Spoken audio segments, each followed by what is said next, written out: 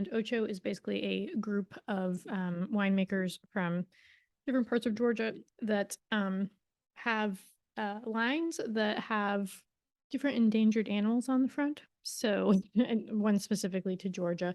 So there's quite a few.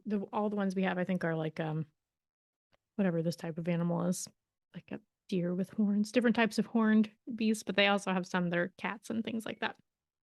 Um, so I like to call the Ocho line like Georgian wine for beginners, because some of the Georgian oranges in particular can be really hefty and intense and amazing and delicious. But if it's your first time trying one, it can be a lot. So these are normally a little bit less extracted, a little bit more approachable, but still very Georgian. So with that in mind, I would say the color is still pretty golden and amber. I don't know exactly how much extraction it has, but we do know that it's made in the Kakhuri. And that's basically like a giant buried amphora. It's like literally the nascence of winemaking was in these amphoras made just like this.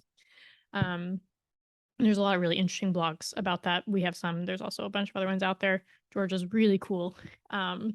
So that the way that it's made normally imparts different types of flavors as well. It's from 2020, so it has couple years on it. But we should basically see like it'll basically have had a little bit of oxidation probably because it probably has had a little bit of contact with air. So on the nose,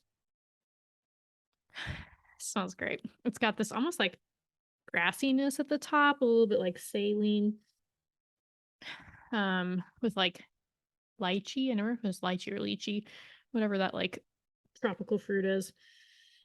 It also has these lovely light notes like honeydew. And then on the bottom, it's more intense. It's like candied pears. There's a lot here. Just slightly medicinal as well. So let's try it.